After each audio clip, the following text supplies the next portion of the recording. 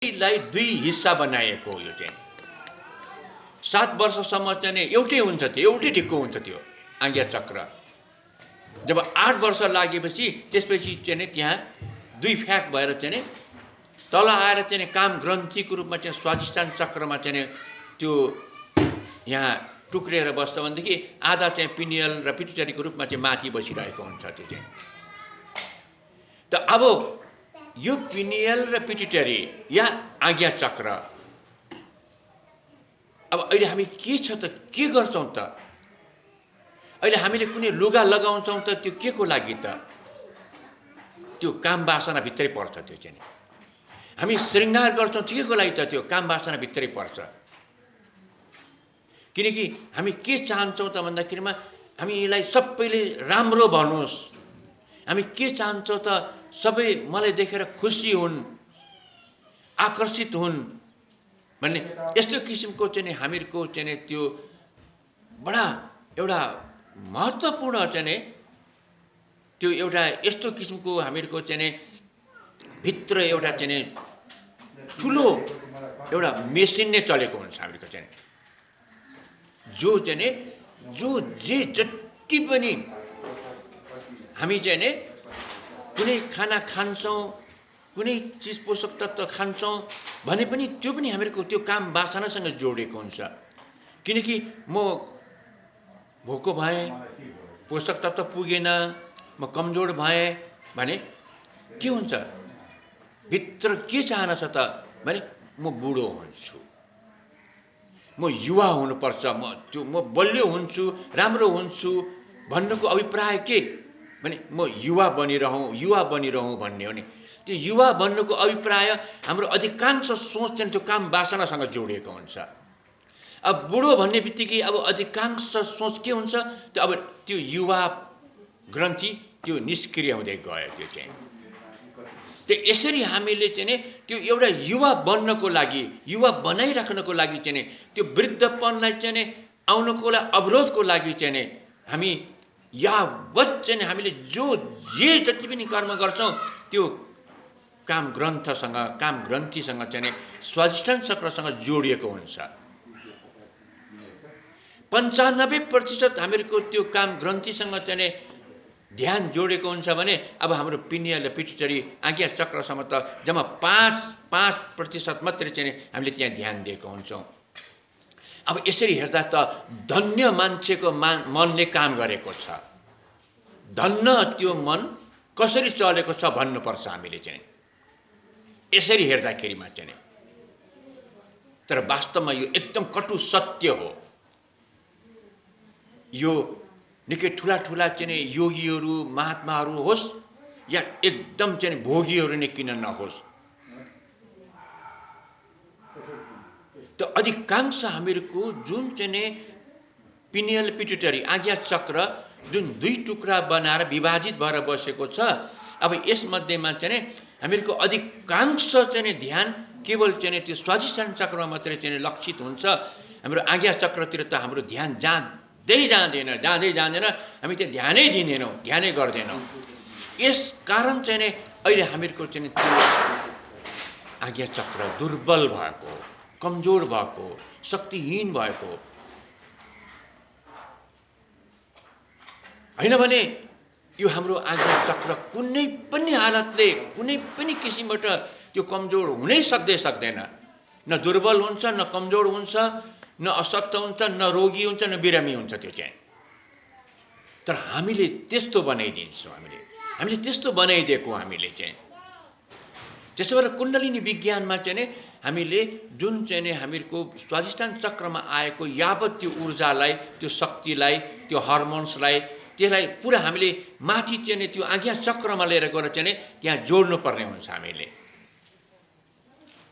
जति पनि हामीहरुको चाहिँ काम ग्रन्थीमा भएको जुन हाम्रो स्वाधिष्ठान चक्र हो, त्यो स्वाधिष्ठान चक्रमा भएको चाहिँ ऊर्जा, शक्तिहरू, ध्यानहरू जो जे छ त्यसलाई अब हामीले बिस्तारै माथि लाँदै आज्ञा चक्रलाई चाहिँ अब बढी अब 95% आज्ञा चक्रमा 5% काम ग्रन्थी स्वाधिष्ठानमा प्रयोग गरे भने अब के हुन्छ ल हामी कल्पना गरौँ त के होला अब चाहिँ। यदि त्यो हुन सक्यो भनेदेखि यहाँ के हुन्छ? हामीहरूले वरदान दे वरदान प्राप्त हुन्छ, श्राप दे श्राप लाग्छ। यो त्यति शक्तिशाली हाम्रो ज्ञानेन्द्रिय बन्छ। यो हाम्रो हेर्ने, हाम्रो बोल्ने, यो सुन्ने, यो सुँग्ने, यो स्वाद दिने, यो स्पर्श गर्ने, यो यति शक्तिशाली हुन्छ, यति शक्तिशाली हुन्छ कि उसले सारा विश्वलाई नै उसले कब्जा गर्न सक्छ, आफ्नो वशमा गर्न सक्छ। त्यो त्यति चाहिँ नि महान र महाशक्तिशाली बनाउन सक्छ त्यो चाहिँ नि। एक अर्थमा चाहिँ यसैलाई नै चाहिँ कुण्डलिनी जागरण भनेर चाहिँ नि पनि भनिन्छ। यो चाहिँ नि जसले चाहिँ कुण्डलिनीलाई चाहिँ जगायो, अलिकति मात्रै जगायो भनेदेखि अब उसको चाहिँ यो ज्ञानेन्द्रिय, उसको यो जुन तन्मात्रा शब्द स्पर्श रूप रस गन्ध, अब उसको चाहिँ नि जुन चाहिँ 5 ज्ञानेन्द्रिय हेर्ने, सुन्ने, सुँग्ने, स्वाद दिने ओम, अब उसको चाहिँ नि जुन चाहिँ नि स्वाद दिने क्षमता र उसको चाहिँ नि जुन चाहिँ नि पंच महाभूत, जो अपंचीकृत पंच महाभूत, जो आकाश वायु जल तेज पृथ्वी र पंच प्राण, प्राण अपान बयान उदान र समान, यो पंच प्राण, पंच तन्मात्रा, पंच ज्ञानेन्द्रिय अनि पंच महाभूत, यो 20 वटा अनि मन बुद्धि चित्त अहंकार, यो 4 वटा गरेर 24 तत्वको सूक्ष्म शरीर भनेर भनिएको छ। यी 24 तत्वको जुन सूक्ष्म शरीर हो, यो 24 तत्वको सूक्ष्म शरीरलाई चाहिँ नि बिगार्नेवाला सबभन्दा ठुलो शत्रु भने पनि सबभन्दा ठुलो बिगार्नेवाला कारक तत्व भनेको हाम्रो त्यो स्वाधिष्ठान चक्रमा अवस्थित त्यो काम वासना, काम ग्रन्थि हो। त्यो चाहिँ यसको अर्थ र यसको मतलब त्यो काम ग्रन्थीको प्रयोजनै छैन, यसको कुनै अर्थै छैन, कि हामीले ध्यानै दिनु हुँदैन भन्ने यो एकदम कदाचित होइन। यो चाहिँ त हामीहरूले जब चाहिँ नि पिनियल ग्ल्यान्डमा या हाम्रो आज्ञा चक्रमा हामीले चाहिँ नि उसलाई शक्तिशाली बनाएको छ भनेदेखि अब उसैको आधा हिस्सा हो त्यो चाहिँ नि स्वाधिष्ठान चक्र, त्यो काम ग्रन्थि। त्यो कुनै पनि हालतले चाहिँ नि त्यो कमजोर हुँदैन। त्यो बरु यस्तो हुन्छ कि चाहिँ नि जुन चाहिँ नि स्वाधिष्ठान चक्रमा अवस्थित त्यो काम ग्रन्थि चाहिँ नि त्यो बढी चाहिँ नि गतिशील भइदियो भने त्यसले चाहिँ नि आज्ञा चक्रलाई चाहिँ अवरोध चाहिँ गर्छ। तर यसको ठिक विपरीत चाहिँ नि हामीले त्यो आज्ञा चक्रलाई एकदम गतिशील र क्रियाशील र सशक्त शक्तिशाली बनायो भने त्यसले चाहिँ नि त्यो स्वाधिष्ठान चक्र अवस्थित त्यो काम ग्रन्थीलाई अलिकति पनि असर गर्दैन। ऊ त झन् एकदम युवा। त्यसै भएर त योगीहरू चाहिँ नि उनीहरू 300 वर्ष, 500 वर्ष, 1000 वर्ष पनि उनीहरू चाहिँ बाँचिरहेका हुन्छन्, बाँच्न सक्छन् उनीहरू चाहिँ। ओम ओम ओम। त यो हामीहरूले चाहिँ नि एकदम चाहिँ नि हामीले यो बुझ्नुपर्ने कुरा चाहिँ नि यी कुराहरूलाई हामीले बुझ्न सकेन भनेदेखि अब हामीहरूले चाहेर मात्रै त हुँदैन। हामी त चाहन्छौँ, हामी त कसलाई चाहना छैन र? हामी छिटो बुढो हौँ भन्ने कसलाई चाहना हुन्छ र? हामी रोगी हौँ भन्ने कसलाई चाहना हुन्छ र? हामी कमजोर हौँ भन्ने कसलाई चाहना हुन्छ र? तर हामी रोगी बनिरहेका छौँ, हामी एकदम छिटोभन्दा छिटो बुढो बन्दै गइरहेका हुन्छौँ।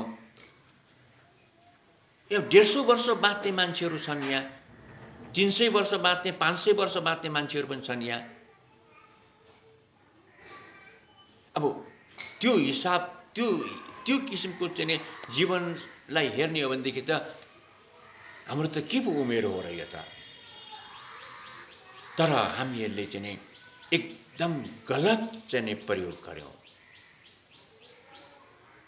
किनकि हामीलाई यस्तो यो किसिमको विज्ञान सम्बन्धित कहीँ पनि शिक्षा हामीले पाउन सकेनौँ।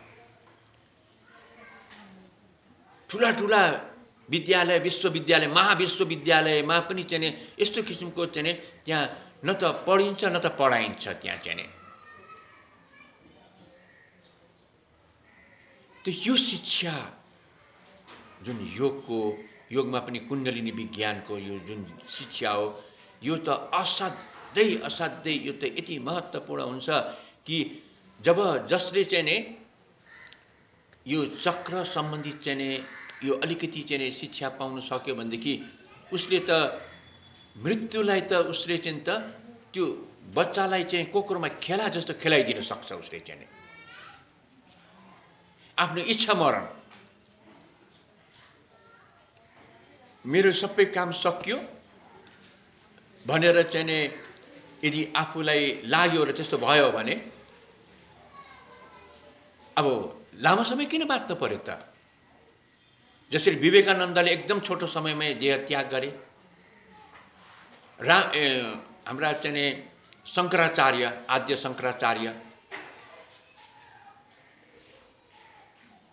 शङ्कराचार्य पनि एउटा ज्वलन्त उदाहरण हुनुहुने चाहिँ 9 वर्षदेखि 12 वर्षको उमेरमा त सारा वेदान्तहरू, सारा सम्पूर्ण शास्त्रहरू पढे सकेर अनि त्यसपछि 200वटा ठुला चाहिँ जस्तो वेदान्तदेखि लिएर ठुला चाहिँ ब्रह्मसूत्रदेखि लिएर यस्ता चाहिँ भाष्य गर्नेदेखि लिएर नयाँ चाहिँ ग्रन्थहरू तयारी गरिसकेका थिए उनले। 15-16 वर्षको उमेरमा त सारा भारतलाई दिग्विजय गरिसकेका थिए उनले चाहिँ। किनकि हामी त्यो दिवा स्वप्नमा जुन मैले भने नि 3 बजेदेखि 6 बजेको पछाडिको जुन हाम्रो सुत्ने जो समय हो, त्यो यस्तो टाइम स्केल हो। त्यो टाइम स्केललाई चाहिँ हामीले सुतेर कल्पनामा बिताउनु जति हामीलाई चाहिँ सजिलो छ नि, त्यो टाइम स्केल हामीले सृजनशीलतामा चाहिँ त्यसलाई जोड्यौँ भनेदेखि अब के हुन्छ? हामीले 12 वर्षमा पढ्न नसकेको कुरो हामी 1 वर्षमा चाहिँ नि पढिदिन सक्छौँ। हामी 1 वर्षमा पढ्न नसकेको चाहिँ नि हामीले चाहिँ नि 1 महिनामा पढ्न सक्छौँ। हामीले 1 महिनामा पढ्न नसकेको हामीले 1 दिनमा सक्छौँ। 1 दिनमा पढ्न नसकेको 1 सेकेन्डमा पढिदिन सक्छ। त्यो त्यति महत्त्वपूर्ण टाइम स्केल हो त्यो चाहिँ। तर त्यस्तो महत्त्वपूर्ण त्यो टाइम स्केललाई चाहिँ जसलाई हामीले ब्रह्म मुहूर्त भन्छौँ, ब्रह्म मुहूर्त त्यो जसले यो कुण्डलिनी विज्ञान, योगको विज्ञानको विषयमा बुझेको छ, ध्यानको विज्ञानलाई बुझेको छ भने उनीहरू त यदि ब्रह्म मुहूर्तमा यदि सुत्छ भने उसले त केही बुझेन, बुझेन भनेर बुझ्नुपर्छ हामीले चाहिँ। किनकि 3 बजे पछाडिको सुताइ भनेको चाहिँ त्यो हामीले चाहिँ त्यो समयलाई चाहिँ हामीले एकदम दुरुपयोग गरेर फाल्नु हो हामीले चाहिँ। त्यो समय भनेको त अत्यन्त सृजनशील चाहिँ समय हो हामीहरूको। त यो हामीले आज्ञा चक्रको विषयमा चाहिँ यी कुराहरू अलिकति बुझ्नै पर्ने हुन्छ। यस्ता कुराहरू हामीले जान्नै पर्ने हुन्छ। र जब यो कुरालाई हामीले बुझ्दछौँ र मेरो पिनियल र पिट्युटरी अनि मेरो प्रजनन हार्मोन्सहरू चाहिँ प्रजनन अङ्गहरू, काम ग्रन्थीहरू यो एउटै 2टा पार्ट बनेको हो भनेर यसरी हामीले बुझ्यौँ भने र अब अहिले यावत मेरो चाहिँ नि सोच, मेरो जे मैले कर्म गरिरहेको छु त्यो सबै मेरो चाहिँ त्यो स्वाधिष्ठान चक्रमा अवस्थित काम ग्रन्थीलाई नै लक्षित गरेर हामीले समय बर्बाद गरिरहेको छौँ भन्ने कुरा, यो कुरालाई हामीले बुझ्यौँ भनेदेखि अब हामीले यो चाहिँ काम ग्रन्थीसँग सम्बन्धित समय र श्रम र हामीले त्यो सोच र त्यो प्रयत्न र त्यो प्रयास यदि हामीले आज्ञा चक्रमा जोडिदियौँ भनेदेखि अब यो त विलक्षण हुन्छ, अद्भुत हुन्छ।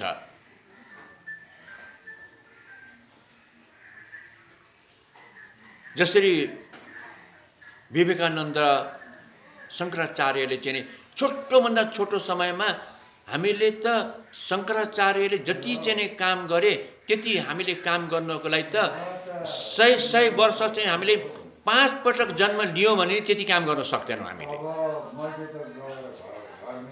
जबकि 32 वर्षको उमेरमा त्यत्रो सबै काम गरिसकेर दिग्विजयी भएर अनि त्यसपछि चाहिँ अब यो शरीरलाई छोडिदिए उनले चाहिँ।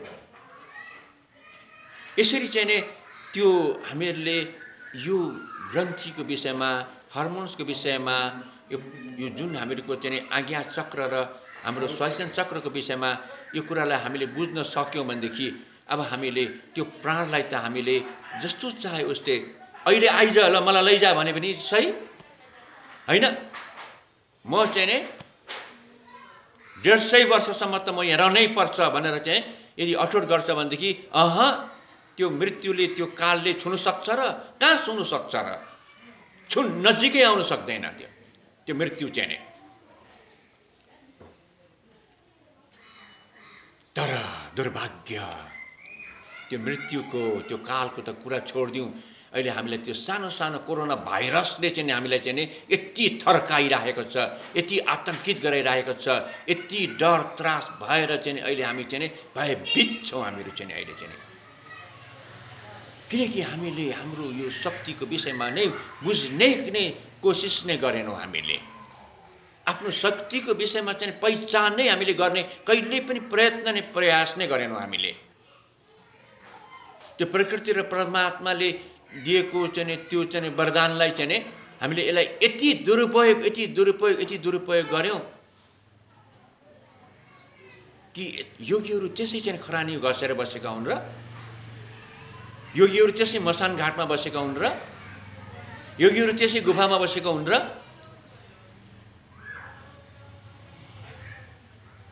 जसले चाहिँ यो स्वादिष्ठान चक्रमा अवस्थित काम ग्रन्थीलाई चाहिँ हाम्रो पिनियल पिट्युटरी आज्ञा चक्रमा लिएर गएर अब त्यहाँ प्रयोग गर्छ भने अब उसको लागि त चाहिँ अब अद्भुत हुन्छ। यो बाहिरको जुन चाहिँ जगतमा बाहिरको जगतबाट जुन झिलिमिली छ, जुन आकर्षण छ, जो हामीले अहिले प्राप्त गर्नलाई दौडै छौँ हामीहरू,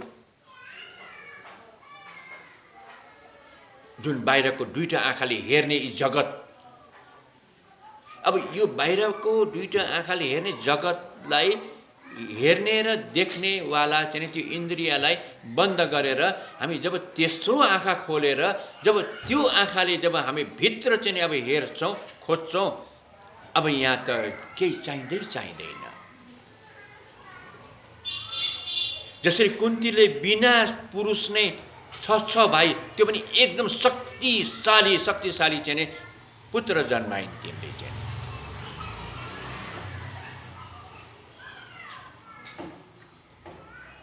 त्यो 5 पाण्डवलाई चाहिँ उनीहरूलाई बिहा गर्ने खालको चाहिँ एउटा पनि केटी युवती थिएन त्यो जगतमा, त्यतिखेरको जगतमा समयमा। आज पनि छैन त्यस्तो चाहिँ एउटा द्रौपदी बाहेक। किनकि द्रौपदी पनि कुनै स्त्री पुरुषको उसबाट जन्मेकी थिएनन्, उनी पनि चाहिँ उनलाई पनि यज्ञबाट जन्माइएको थियो। त मान्छेले भन्छन् त्यत्रो चाहिँ धर्मात्मा भएको त्यो युधिष्ठिर, त्यो भीमसेन, अर्जुन, त्यो एउटी चाहिँ श्रीमतीको चाहिँ 5-5 पोइ भनेर यस्तो चाहिँ कुरो गरेको सुनिन्छ। बुझ्नु पर्यो नि त द्रौपदी कस्ती थिइन् र कस्ती उनको शरीर कसरी बनेको थियो।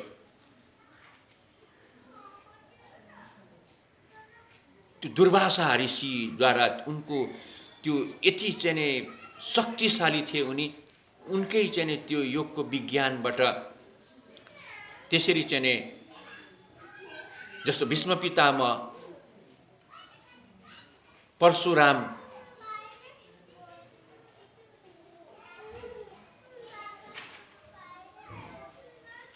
त्यो यो कुण्डलिनी विज्ञानमा यो त अद्भुत चाहिँ हामीले चाहिँ यस्ता शक्तिहरू पाउन सक्छौँ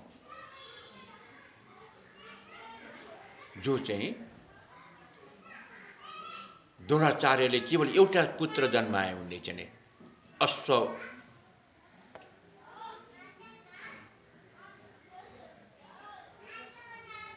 अहिले 5 वर्ष भइसक्यो, उनी अहिले पनि जीवित छन् भन्ने छ। 5000 वर्ष भइसक्यो अहिले चाहिँ। त्यो यो कुण्डलिनी विज्ञानमा चाहिँ यस्तो यस्तो अद्भुत शक्तिहरू हामीले पाउन सक्छौँ। तर हामीहरूले चाहिँ नि त्यो शक्तिलाई हामीले अनावश्यक रूपमा चाहिँ नि हामीले यसलाई दुरुपयोग गरेर शक्ति ध्वस्त बनायौँ हामीहरूले। त अब अलिकति बुझौँ हामीले यसलाई चाहिँ, बुझ्ने कोसिस गरौँ अब हामीहरूले कि जुन हामीले यो बाहिर आँखाले बाहिर इन्द्रियले चाहिँ नि जुन प्राप्त गर्न खोजेको जे चाहिँ नि छ, जसबाट हामी अत्यन्त पाएर खुसी हुन्छौँ, हर्षित हुन्छौँ, आनन्दले विभोर हुन्छौँ हामी, तर एक क्षण मात्रै पाउँछौँ। अहिले खाना खायो, अहिले आनन्द भयो, एकछिनपछि छैन त्यो चाहिँ। तर जब हामी पिट्युटरी ग्रन्थि र यो आज्ञा चक्रमा अवस्थित त्यो आज्ञा चक्रलाई चाहिँ हामीले खोलेर अब त्यो भित्र जुन चाहिँ हामीले स्वाद पाउन सक्छौँ, भित्र जुन हामीले चाहिँ नि सुगन्ध पाउन सक्छौँ, भित्र जुन आँखा तेस्रो आँखाले हेर्न सक्छौँ, भित्रको जुन कान जुन अनहद ध्वनि भन्छ त्यो आवाज सुन्न सक्छौँ हामीहरूले, त्यो भित्रको जुन स्वाद जहाँ गुलियो नुनिलो पिरो तितो टरो अमिलो यो छ रस चाहिँ यो भित्रै छ। यहाँ त्यो पाउनु जसले सक्छ, अब उसलाई बाहिरको चाहिँ त्यो रसको के को जरुरत, के को आवश्यकता उसलाई चाहिँ। जब भित्रै गुलियो पनि नुनिलो पनि पिरो तितो टरो अमिलो भित्रै पाउन सक्छ भने बाहिर चाहिँ खानको किन दौडिनु परेर उसलाई चाहिँ। त्यो भित्र नै जब चाहिँ भित्रकै चाहिँ स्त्री र पुरुषलाई चाहिँ मिलन गराउन सक्यो, भित्रकै चन्द्र र सूर्यलाई इडा र पिङ्गलालाई चाहिँ मिलन गराउन सक्यो, त्यसमा अझ लगेर सुषुम्नालाई पनि जोड्न सक्यो भनेदेखि एउटा स्त्री र पुरुषको चाहिँ आलिङ्गनमा चाहिँ त्यो जति आनन्द आउँछ त्यसको लाखौँ गुणा आनन्द त्यो इडा र पिङ्गलालाई चन्द्र र सूर्यलाई चाहिँ जोडेको अवस्थामा त्यति आनन्द भित्रै पाउन सक्छ त्यहाँ। भने बाहिर किन स्त्री र पुरुष खोज्दै हिँड्नु पर्यो त अब उसलाई चाहिँ।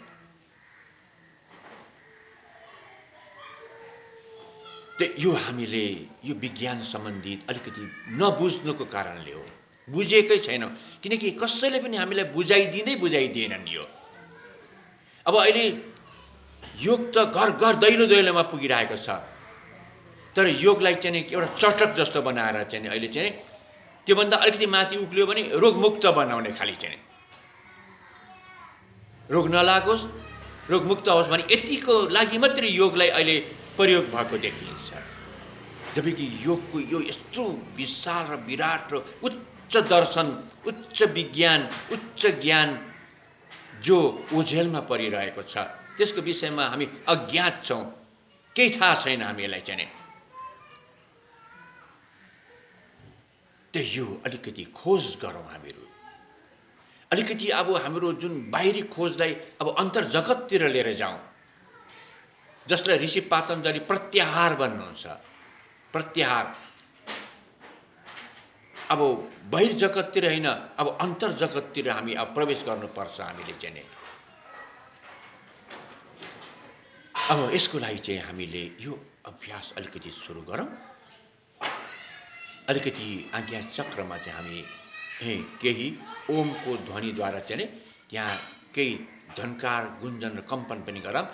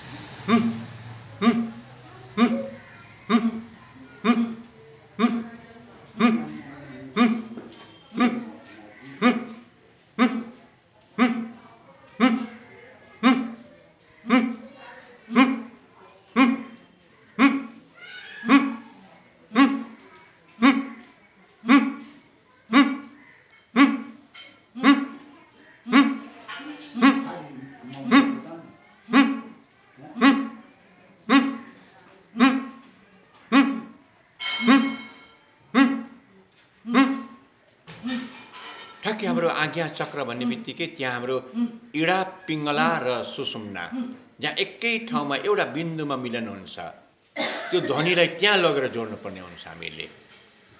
यसलाई त्रिवेणी पनि भनिन्छ, गङ्गा यमुना सरस्वती जहाँ एकै ठाउँमा मिलन हुन्छ। जसले यो भित्रको त्रिवेणीको दर्शन गर्छ बाहिरको त्रिवेणी दर्शन गर्नै पर्दैन। हाम्रै भित्र यहाँ गङ्गा यमुना सरस्वती बगिरहेकै छिन्, यहाँ इडा पिङ्गला र सुषुम्ना। यसलाई हामी जोड्ने कोसिस गर्नु मात्रै यहाँ त्यो हामीले अभ्यास र प्रयास गर्नु छ यहाँ।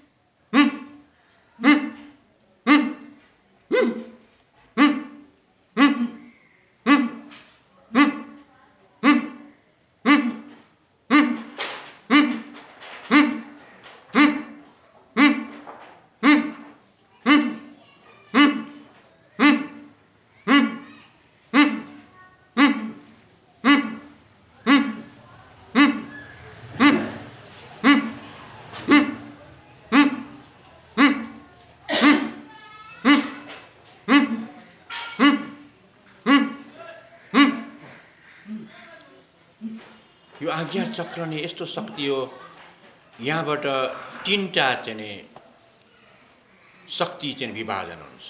त्यो एउटा बिन्दुबाट तीनटा जो इडा पिङ्गला र सुषुम्नाको रूपबाट चाहिँ, अनि त्यही इडा पिङ्गला सुषुम्नाले यहाँ तल पाँचवटा चक्र बनाउँछ उसले चाहिँ। अनि त्यो पाँचवटा चक्रले अनि हाम्रो सम्पूर्ण यो शरीर चल्छ बन्छ चलाउने गरेको हुन्छ। अब त्यो जुन आज्ञा चक्रमा त्यो महाबिन्दु छ एउटा, त्यो बिन्दुमा यति ठुलो शक्तिको भण्डार हुन्छ। त्यो शक्तिलाई पाँचवटा भागमा चाहिँ जब यसलाई चाहिँ टुक्रा टुक्रा बनाएर चाहिँ बाँडिन्छ, अब यहाँ दुर्बल बन्न पुगेको हुन्छ।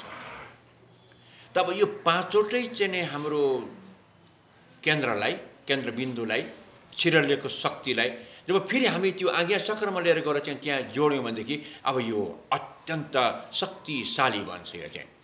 त्यसबाट हामीले यहाँ एकदम त्यो चाहिँ आज्ञा चक्र भनेको हाम्रो यो सबै पाँचवटा चक्र लगेर यहाँ जोडेर यहाँबाट चाहिँ त्यो एउटा बिन्दुमा चाहिँ जो यस्तो चाहिँ त्रिकोण हुन्छ, पिरामिड जस्तो, तल फराकिलो माथि चुच्चो भएको यसरी चाहिँ त्यो ध्वनिलाई, त्यो ध्यानलाई, त्यो श्वासलाई, त्यो मन्त्रलाई, त्यो चक्रलाई यस्तोसँग चाहिँ त्यहाँनिर जोड्नुपर्ने हुन्छ कि त्यो महाबिन्दु त्यो एकदम सशक्त शक्तिशाली बनाओ। जुन छरिएर गएको चाहिँ त्यो ऊर्जालाई त्यो एउटै बिन्दुमा लिएर आएर चाहिँ जोड्ने प्रयास गर्नु हो। यो कुरा पनि अलिकति बुझ्नु जरुरी छ। यहाँ चाहिँ हामी किन यसरी गरिरहेको छौँ, अहिले यहाँ किन यसरी गर्दैछौँ हामीले भने अब यहाँ ओम भनेको 50वटै ध्वनि चाहिँ जोडेपछि बल्ल गरेर त्यो ओम ध्वनि बन्छ हामीको चाहिँ। त यहाँ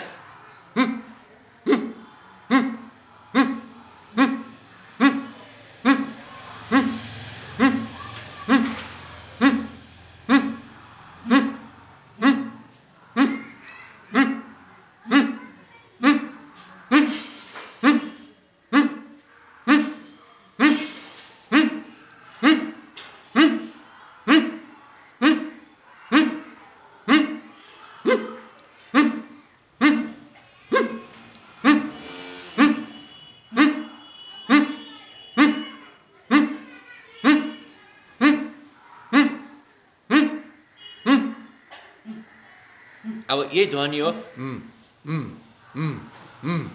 यो छरिएको ध्वनि हो यो एउटा बिन्दुमा केन्द्रित छैन यो चाहिँ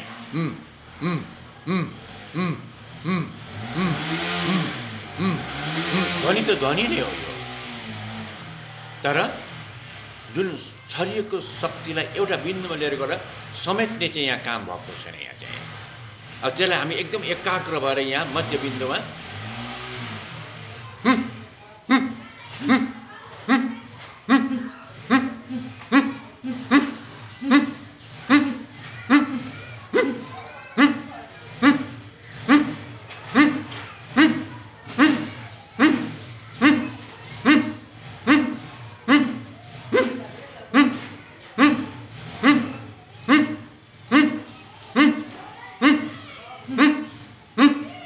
अलिकतिमा चाहिँ ध्यान यताउता गयो भने चाहिँ सम्भवै छैन हुँदै हुँदैन यो चाहिँ त्यो ध्वनि त यसरी पनि ध्वनि त यो पनि हो यी